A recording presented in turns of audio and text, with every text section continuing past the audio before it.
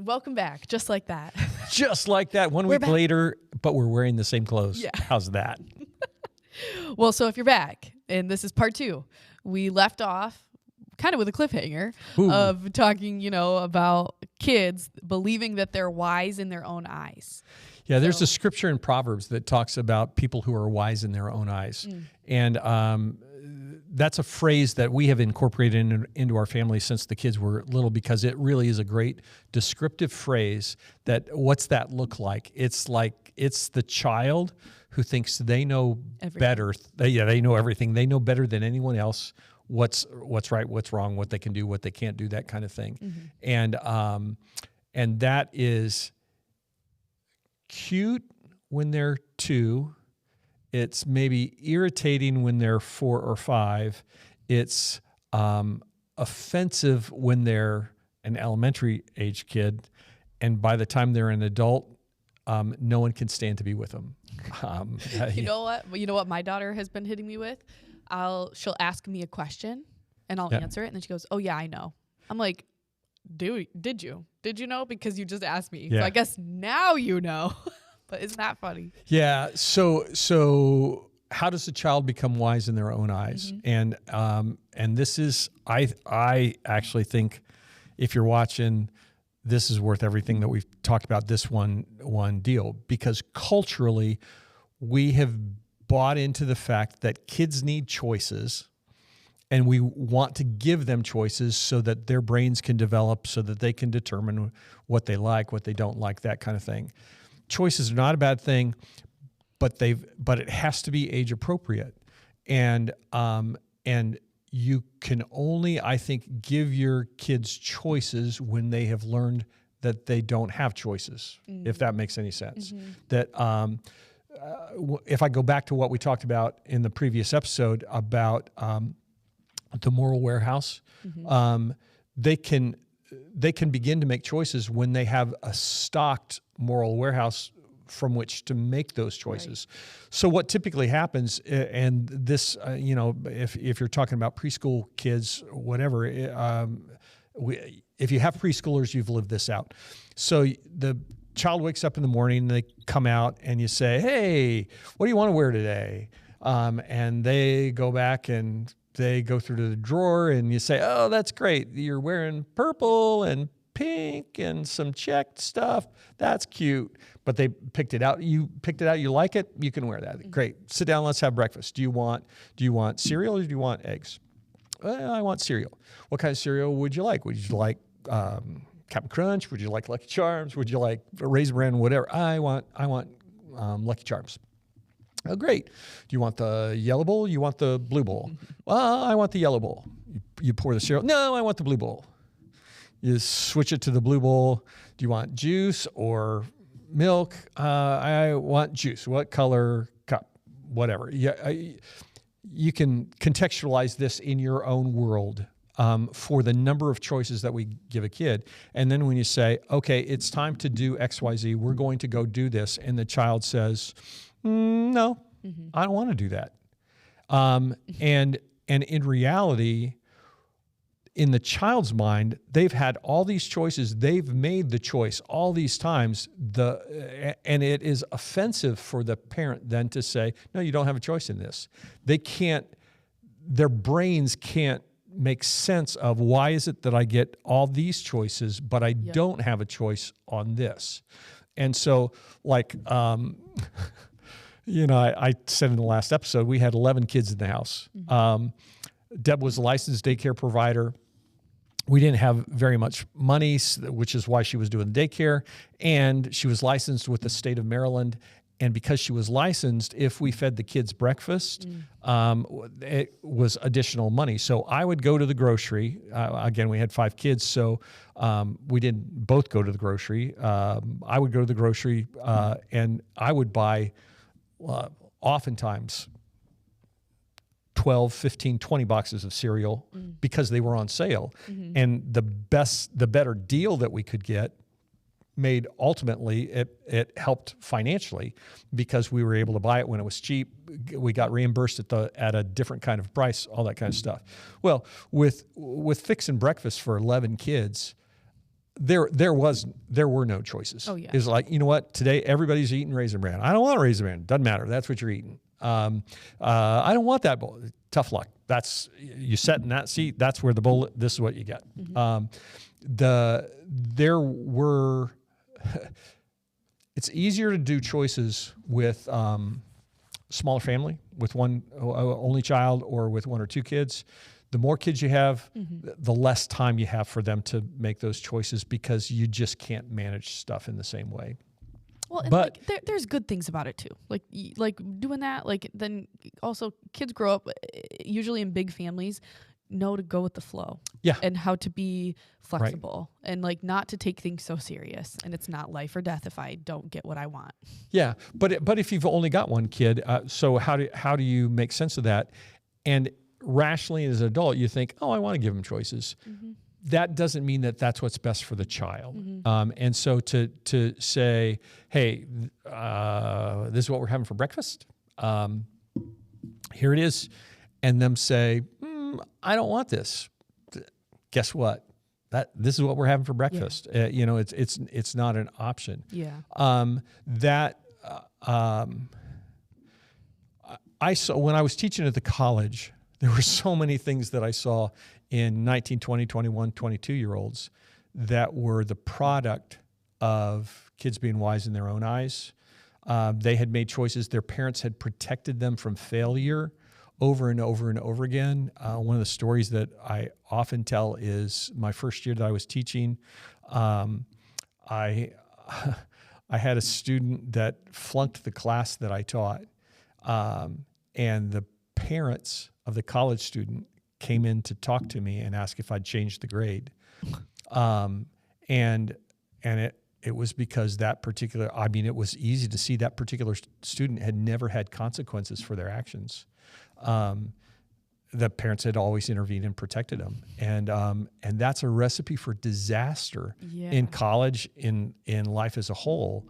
It's a whole lot easier to learn that your actions have consequences when you're 2 or 3 years old, or 5 or 6 years old, than it is when you're 15 or when you're 25. Just so much better. So you're making me feel better, because when I was a coach, I would always tell kids, I was a freshman volleyball coach, but I'd tell kids, I'm not talking to your parents. I'm talking to you. Yeah. If you have a problem, you got to bring that up to me and we'll talk. Right. And I'll tell you exactly what I think. I will treat you like an adult, but we got to start acting like that. I even had a parent call me one time and I was like, yeah, no, I hear you. But I told you at the parent meeting, I'm not going to talk to you. This is not, I got to talk to them. I just want to understand. I'll talk to them about it. And then they can explain it to you. I was so harsh, but I'm I think it is so important for these kids to have these real life examples, and to do it in a safe space where I'm not going to be rude. I'm not going to be mean, but you need to come talk to me about this. And then what I say, that's it.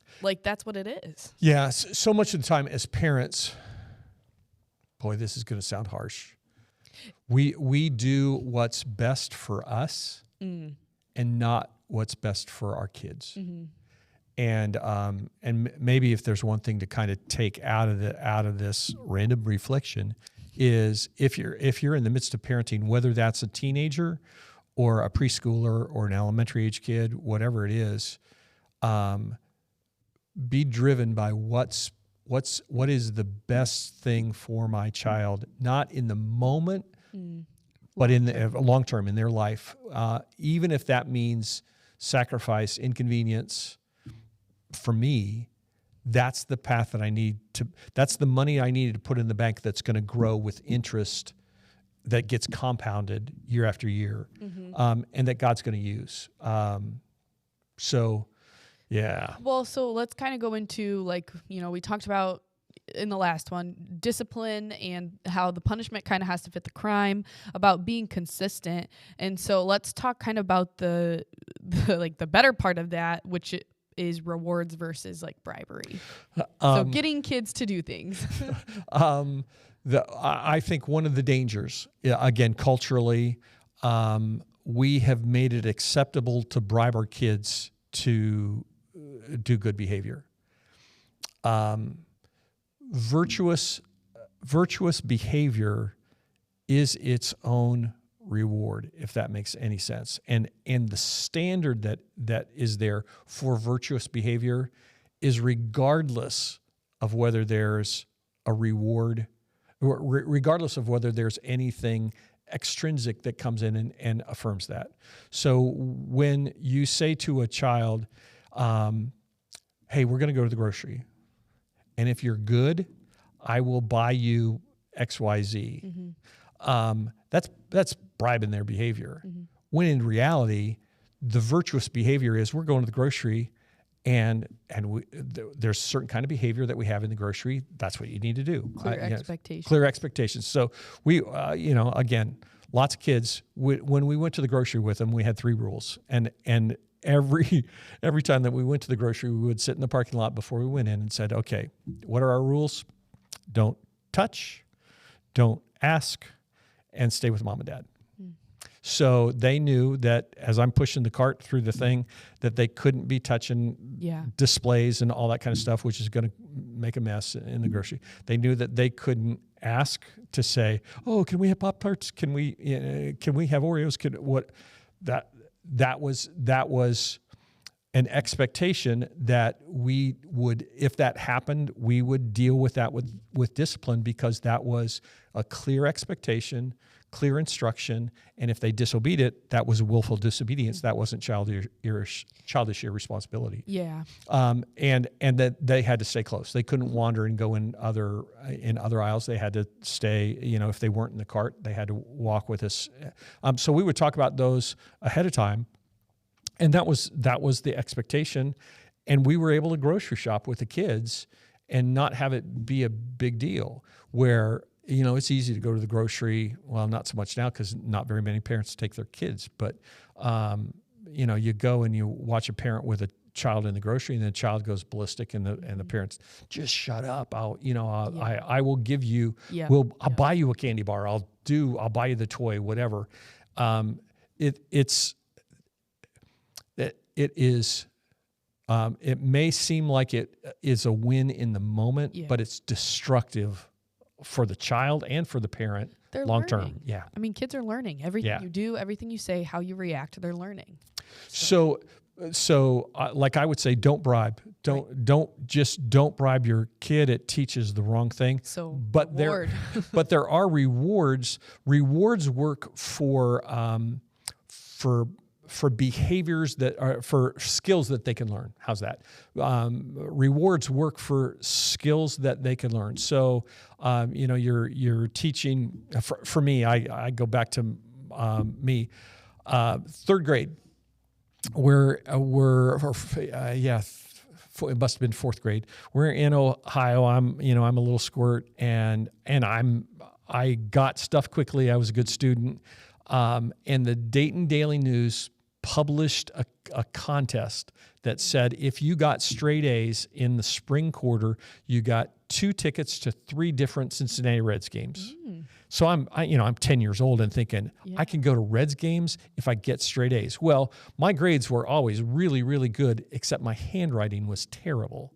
I got a C in handwriting the previous quarter, and I was meticulous to learn how to write well, so that it's crazy to think that you got a grade in handwriting back then, but you did. Is that cursive or? Yeah, in cursive. It shows they don't teach that. I know. It's crazy. But here's the point of the story. I got an A minus in handwriting, and I got the straight A tickets, and I got to go to the Reds games. That wasn't bribery. That was a reward for a skill that was learned that ultimately impacted the rest of my life, because my writing got better because I was so intent, so focused on acquiring that reward, knowing that if I didn't get, if I got a B, I wasn't going to get the tickets. So can you give a parenting example too? Yeah, rewards like. So we had a conversation before we started the podcast about somebody who has a child who's in the midst of potty training. The way that we approached potty training was with rewards, because potty training is a skill. That's a developmental skill that a child learns to do. And so when we had all the daycare kids at the house, and you had little guys that were learning how to use the bathroom, it was like, you can't have 11 kids be paralyzed because one kid's going through the process. So this was just this was the reward system that we used when a child was learning to use the potty. I think they got one gummy bear if they tried. So if they went in and sat down, didn't matter if anything came out.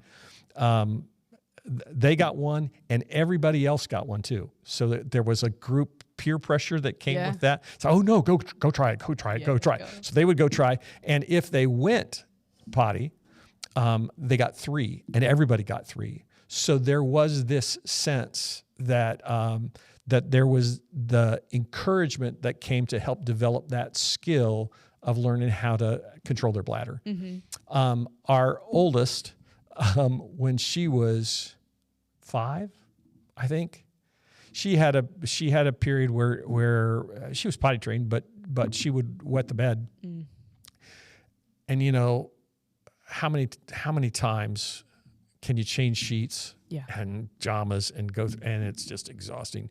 Well, we finally there was a watch that she wanted, a Mickey Mouse watch, and we said, tell you what, if you can go, I forget what it was, whether it was 30 days, maybe 30 days. If you can go 30 days without wetting the bed, we're going to get the watch.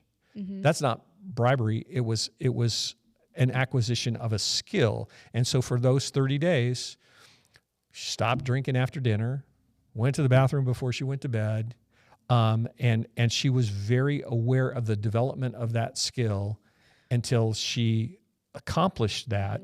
And at that point, then it was taken care of. She got the watch. So maybe like some people might argue and say, or like their comeback would be like, well, you have to teach them how to behave in a store. So if I'm saying that, and so I think just after listening to you talk, what I would say was it's more of a proactive instead of reactive. Yeah. Does that make sense? So instead of like it being they're throwing a fit, they're having a whatever, and it's like, I'll just get you this, like, please, just stop. Yep. Like, yes, we'll get that after.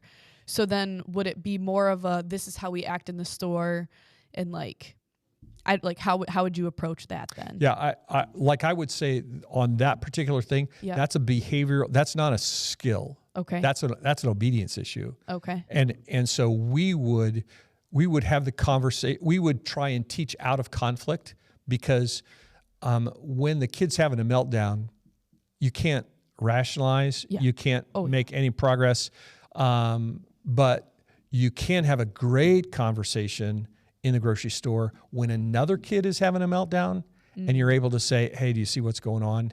That's why we have the rules that we do.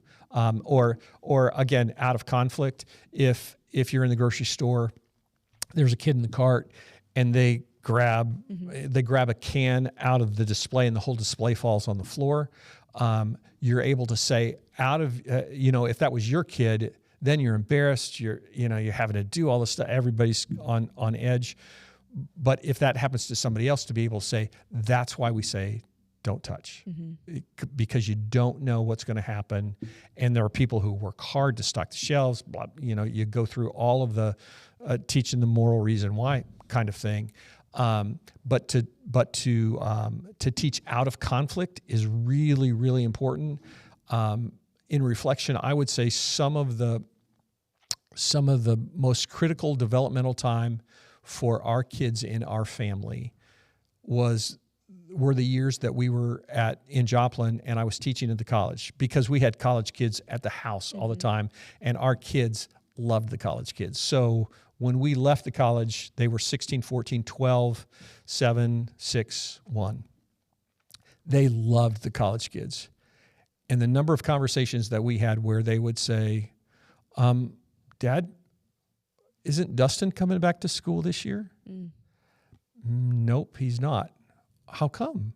I thought he loved it. He did love it. I thought you guys loved him. We do love him. Why is he not back at school? Well, he didn't study. He failed his classes, and they have a thing called academic suspension. He wasn't allowed to come back because he failed his classes. You know, the power of that, of teaching the importance of applying yourself to your studies became real vivid because somebody that they loved was not in their life anymore because they had flunked out of college because they partied all the time. Yep. That's teaching outside of conflict. Yeah. And our kids, it's funny because our kids were not sheltered at all. Well, we tried to shelter them, but they were exposed to all kinds of stuff because we had people in our home all the time. But it gave us the chance to talk about what they observed and what they experienced and what they saw happening, and to help define right and wrong. Yeah. Yep. What is your the pro model versus anti model? The very first opportunity that Deb and I had to ever talk on parenting, we spoke at a conference, and we just had the 3 girls at that point in time. So they were little. They were probably, I don't know, 7, 5, and 3, something like that. And we're working on doing this hour session on parenting. And it was the first time that we'd ever done anything. And as we talked about it, we were trying to reflect on what we had learned, what we had experienced, what was going right with our kids and our family, that kind of thing. And the thing that we discovered was there were people in our lives that their kids were hellions. They were just out of control. And it was because the parents, both of them had grown up in not horrible homes, but in difficult situations with their parents. And the dad said, we're not going to parent like I was parented. And the mom said, we're not going to parent like I was parented. And so the way that they parented their kids was to just make sure that they didn't do what his parents did and didn't do what her parents did. And so they were making up how they responded based on what not to do. And in our situation, like I can't say enough good stuff about my mom and dad. They weren't perfect, but they were great parents. And we, all 5 of us, grew up with a healthy sense of knowing who God was, right and wrong, good choices, all that kind of stuff. And we go back to a conversation that when our oldest was probably, I don't know, 26 months old, 28 months old, something like that. It was snowing outside. We're getting ready to go out. She would not put on her mittens. And and so there's this confrontation that takes place as we're ready to go outside. We're saying, you got to put on your mittens. I'm not putting on my mittens. She's throwing a fit. And Deb at one point said, just pick her up and go. Put her in the car. Forget the mittens. And I said, no, stop. I said, she's not going to win this battle. We have said she has to put on her mittens. She has to put on her mittens. And she did put on her mittens, got in the car, and everything was good to go. We had a great conversation about that afterwards. She said, how'd you know to do that? To just simply put those mittens on her? I said, that's what my mom and dad would have done. We had a model in my parents, like Deb would say over and over again. She would say, when she was in crisis, she would say, what would Mrs. Rubel do? What would she have done? And sometimes she asked her. But having a model is so critical. So like I would say to you, if you've got littles and you're trying to figure out how to be a great parent, find a couple who have been great parents, not necessarily people who are just like one step ahead of you, but people who are lots of steps ahead of you, that you look at their kids as teenagers and say, that's what I want my kids to look like. And then just spend as much time with them as you can and ask them questions and say, what kind of things did you do to help that child become who they are today, and then start to implement them. Because it's really easy to have the model be an anti-model rather than a positive model.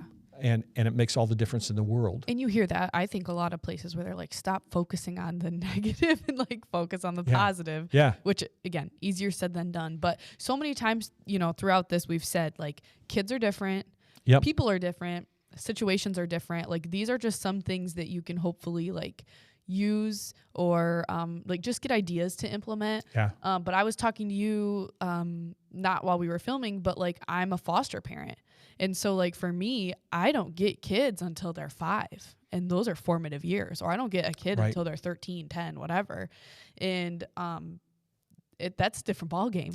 Yeah. It's a different ball game, which I think that's what's important when you need to remember why parenting is so hard is because you're working on yourself and who you are, and you need to remember who you're rooted in is that Christ is your example, and that's going to be how you parent, because then once that is like solidified or something that you know that you need to work on or whatever, that helps me because I'm like, my situation changes all the time. Right. It's not the same. It's not an ongoing thing.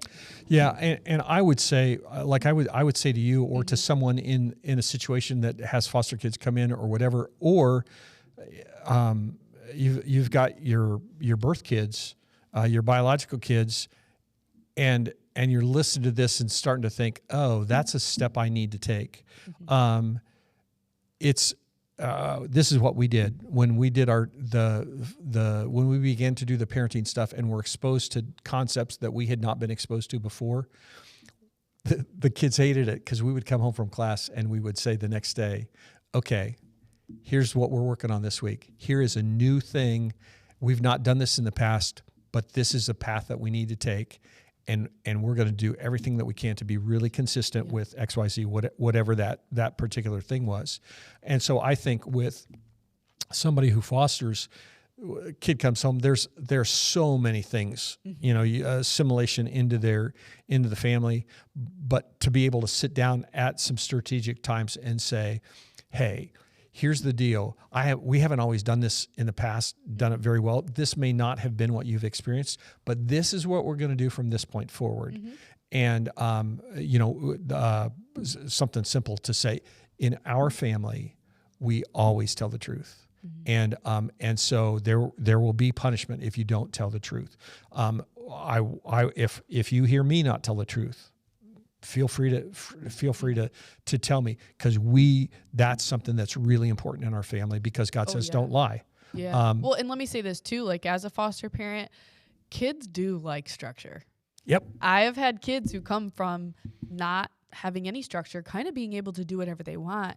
And then they come stay with us and we're a little bit more strict, I guess you could say. But it's because I've seen time and time again, kids really liking that. And enjoying the time that they have with us, even though I have these, what some people call strict rules. But it's because it's consistent, and kids like consistency. And especially with kids that come from homes that are not consistent, they like that because they know what to expect. Yeah, there is a picture, an image that way back when Dobson, when he first wrote Focus on the Family, he talked about a study that was done with kids where they were put in this large playground, grassy area kind of deal, and said you can play wherever you want. And then they analyzed the behavior of the kids, and the kids consistently stayed in the very center of the playground because there were no barriers around whatever. And then they did the exact same experiment with a fence around the playground. And put the kids in and analyzed their behavior. And the kids used every ounce of space because the fence protected them. It was a clear boundary to say, this is where you can be, this is where you can't be. And I think that imagery works really great when you think about the development of kids. If they know where the boundaries are, if there are clear boundaries, the boundaries stay consistent. They have freedom to be who God created them to be, to explore, to do all kinds of stuff. If they don't have boundaries, they're lost because they don't have any context to be able to know what they can do, what they can't do. Yeah. Well, just think of an adult scary. At work. Yeah. Your boss tells you to do something and you're like, okay, like how much money, what's the budget, what are you looking for? And they're like, Like, just do it. Yeah. And then it's like, okay. And then you do something and they're, what were you doing? And it's like, I didn't, like just kids are humans. Right. Like we like that. They're probably going to like that too. Right. We're kind of wrapping up here, the second episode, part 2. I wanted to see what you had to say about birth order. And do you know, do you think that that's usually true? Like, these personality types. Some people are like, well, don't put personality types on kids in there, whatever. But sometimes it just happens. Yeah, firstborn, not speaking from experience, but more like maybe bossy, goody two shoes, the mom type, willing to help. Middle children can sometimes get crazy. Younger kids are like the boss of the house because the parents just give up. So what do you have to say about birth order jokes and whatnot? I think, it's just your opinion. It's your reflection. Whatever. A couple of things are just spinning through my brain. One is God makes every kid unique, and every family is unique, and the timing that they're born is unique. So all of that impacts them, impacts who they are, and so there have been lots of times that when we've been talking about prospective staff or meet somebody and say, oh, that makes all the sense in the world that they're youngest child or that they're middle kid or that they're only child or whatever it is. It makes all the sense, that they were single parent. Yeah. All of those factors impact how a child develops. I think that can be really helpful. We do lots of stuff with wiring when we talk about leaders in the church, that kind of thing. And God's the one who creates us, but the way that we grow impacts, lots of pieces in that. The one thing that caused me pause as you asked the question was, I would just, this is probably my last encouragement to parents, is be very conscious of what you say to your kids in terms of, again, if you're creating the moral warehouse, you tell a kid that they're stupid, they're going to grow up thinking they're stupid, even if they're not. Yeah, you tell a kid that they're a problem or that they're a burden. That impacts them deeply, and so there is this sense that we need to be. Again, they understand who God is by how we react, how we respond to them. And I think that they understand who the Holy Spirit is by how we interact with them as well. And so the whole role in terms of comforter, encourager, conscience, all of those things as a parent, man, we are so we are making so many deposits for good or bad in our kids. And God's gracious, man. If you've messed up, if you're watching this and you think, man, I'm a terrible parent, the thing that I would say to you is change. Ask God to help you change the way that you're parenting, because God is gracious. He's the father of the fatherless, takes care of widows. God steps in, and there is hope. No matter what age your kids are, you can begin to put good deposits, good seed in them that's going to grow, and there's going to be a great harvest from that. Yeah, and I appreciate everything that you've been saying. I think that this has been really good and hopefully helpful for a lot of people. I know it's helpful for me. I feel like some people might be like, well, how do I talk to my kids about Jesus? Or, whatever. But I think that you have answered that without answering it, is that it's intertwined. Like it's all a part of life. Yes. Yeah. And I think that is the way to do it. And yes, there's going to be times when they want certain stories and when they want whatever else. But I think that is the biggest way. And that helps show the character of God and just throughout everything. Yeah. I think one of the most valuable things to our kids is that as they were growing up, they heard us talking about what God was speaking to us about. Yeah. And they heard us as we struggled with being obedient to God. That our God conversations were not Sunday morning separate. Oh, what'd you learn in Sunday school kind of things? It was an integrated part of life. Yep. And that's a critical piece. All the time. Kids are little sponges. Yeah. They're soaking it up, Yep. and you want them to soak up the good stuff and the important stuff. Yep. So thanks, Rick. Thanks everybody for Glad watching. to do it. Yeah. Thanks for watching. I don't know what episip this is, but This for random reflections. Random reflections are all random. I Yeah. would say this, but let me just close with this. I'm the one who's sitting back here, but I really do mean it when when Deb's role in raising our kids, she really is the expert. we love Deb. She was rock star. hands-on all the time, and if you've got questions, call her. Don't call. I mean, I'm happy to talk to you, but call her, send her a you guys message. are a good team. Yeah.